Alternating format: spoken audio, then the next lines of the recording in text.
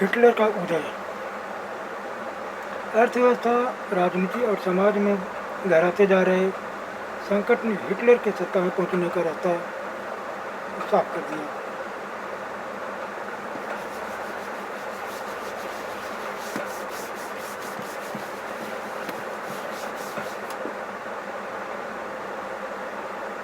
अठारह में ऑस्ट्रिया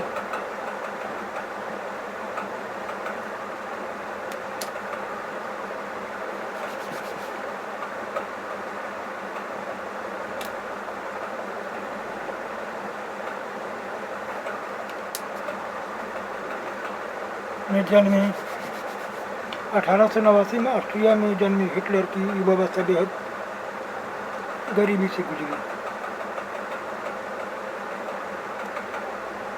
रोजी रोटी का कोई जरिया न होने के कारण पहले विश्व युद्ध की शुरुआत में उसने भी अपना नाम फौजी भर्ती के लिए लिखवा दिया था। भर्ती के बाद उसने अग्रिम मोर्चे पर संदेश वाहक का काम किया, कारपोरल बना और बहादुरी के लिए उसने कुछ तमगे भी हासिल किए। जर्मन सेना की पराजय ने तो उसे हिला दिया था, लेकिन वर्साई की संधि ने उसे आग बबूला ही कर दिया। 1919 में उसने जर्मन वर्कर्स नाम एक छोटे से समूह की सदस्यता ले ली। धीरे धीरे उसने इस संगठन पर अपना नियंत्रण कायम कर लिया और उसने नेशनल सोशलिस्ट पार्टी का नया नाम दिया। इसी पार्टी को बाद में नाज़ी पार्टी के नाम से जाना गया। 1923 में हिटलर ने बावेरिया पर कब्जा कर लिया। बावेरिया पर बर्लिन पर चढ़ाई और सत्ता पर कब्जा करने की योजना बना ली। इस दुस्साहस सहित योजनाओं में वह असफल रहा। उसे गिरफ्तार कर लिया गया, उस पर देशद्रोह का मुकदमा चलाया, लेकिन कुछ समय बाद उसे रिहा कर दिया गया। नाज़ी राजनीति के 1930 के दशक के शुरुआती सालों तक जनता को बड़े पैमाने पर अपनी तरफ आकर्षित नहीं कर पाया, लेकिन महामंदी के दौरान नाज़ीवाद ने एक जन आंदोलन का रूप ले लिया। 1929 के बाद बैंक दिवालिया हो चुके थे, काम धंधे बंद हो रहे थे, मजदूर बेरोजगार हो रहे थे और मध्यम वर्ग को लताड़ी भूखमरी का डर सता रहा था। नाज़ी प्रोपेगेंडा में लोगों को एक बेहतर भविष्य की उम्मीद दिखाई देती थी। 1929 में नाज़ी पार्टी को जर्मन संसद के हुए चुनावों में महज 2.6% वोट मिले। 1932 तक आते आते वह देश की सबसे बड़ी पार्टी बन चुकी थी और उसे तो 37% वोट मिली। हिटलर जबरदस्त भागता था, उसका जोश और उसके शब्द लोगों को हिलाकर रख देते थे। वह अपने भाषणों में एक शक्तिशाली राष्ट्र की स्थापना, वर्साई संधि में हुए सभी के प्रतिरोध और जर्मन समाज को खोई हुई प्रतिष्ठा वापस दिलाने की बात करता था। उसका वादा था कि वह रोजगारों को रोजगार और बेरोजगारों को रोजगार और नौजवानों को सुरक्षित भविष्य देगा। उसने आश्वासन दिया कि वह देश को विदेशी प्रभाव से मुक्त कराएगा और तमाम विदेशी को मुंह तोड़ जवाब देगा। हिटलर ने राजनीति को एक नई तो दिशा दी। वह लोगों को गोलबंद करने के लिए आडंबर और प्रदर्शन की अहमियत समझता था। हिटलर ने भरी समर्थन दर्शाने और लोगों में परस्पर एकता का भाव पैदा करने के लिए बड़ी बड़ी रैलियां और जनसभाएं की। स्वस्तिक छपे लाल झंडे, नाज़ी सैल्यूट और भाषणों के बाद खास अंदाज में तालियों की गड़गड़ाहट, ये सारी चीज़ें शक्ति प्रदर्शन का हिस्सा। नाज़ियों ने अपने धुआंधार प्रचार के जरिए हिटलर को एक मसीहा, एक रक्षक, एक ऐसे व्यक्ति को पेश किया जिसने मानव जनता को तबाही से उबारने के लिए ही अवतार लिया हो। एक ऐसे समाज को यह छवि बेहद आकर्षक दिखाई देती थी। इसकी प्रतिष्ठा और गर्व का ऐसा चकना चूर हो चुका था और एक भी आर्थिक और राजनीतिक संकट से गुजर रहा था। लोकतंत्र का ध्वंस। 30 जनवरी 1933 को राष्ट्रपति हिंडनबर्ग ने हिटलर को चांसलर का पद दिया। यह मंत्रिमंडल सबसे शक्तिशाली पद था। तब तक नाथी पार्टी रूढ़िवादियों को भी अपने उद्देश्यों से जोड़ चुकी थी। सत्ता हासिल करने के बाद हिटलर ने लोकतांत्रिक शासन की संरचनाओं संस्थानों को भंग करना शुरू कर दिया। फरवरी माह में जर्मन संसद भवन में हुए रहस्यमय अग्निकांड से उसका रास्ता और आसान हो गया। 28 फरवरी 1933 को जारी किए गए अग्नि अध्यादेश के जरिए अभिव्यक्ति, प्रेस और सभा करने की आज़ादी जैसे नागरिक अधिकारी अनिश्चितकाल के लिए निलंबित कर दिया। वाइमर संविधान ने इन अधिकारियों को काफ़ी महत्वपूर्ण स्थान प्राप्त किया। इसके बाद हिटलर ने अपने कट्टर शत्रु कम्युनिस्टों पर निशाना साधा। ज़्यादातर कम्युनिस्टों को रातों रात कॉन्सेंट्रेशन कैंपों में बंद कर दिया गया। कम्युनिस्टों का बर्बर दमन किया गया। लगभग 50 लाख की आबादी वाले डार्क शहर में गिरफ्तार किए गए लोगों की बची कुछ 6,808 फाइलों में से 1440 सिर्फ कम्युनिस्टों की थी। नाथियों ने सिर्फ कम्युनिस्टों का ही सफाई नहीं किया, नाथी शासन ने को 52 किस्म के लोगों को अपने दमन का निशाना बनाया था। 3 मार्च 1933 को प्रसिद्ध विशेषाधिकार अधिनियम पारित किया गया, इनेबलिंग एक्ट।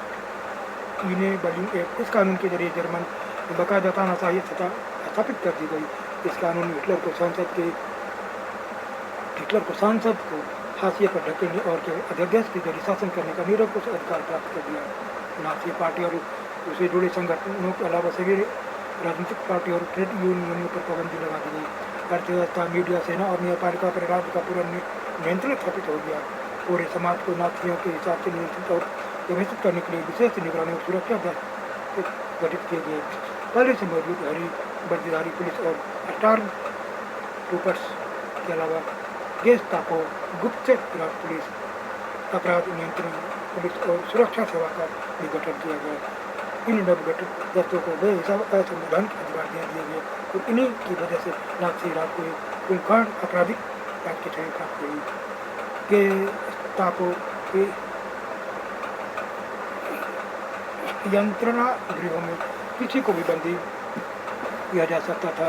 ये नए दस्ते किसी को भी यातना गृह भेज सकते थे, किसी को भी बिना कानूनी कार्रवाई के देश निकाला किया जा सकता था या गिरफ्तार किया जा सकता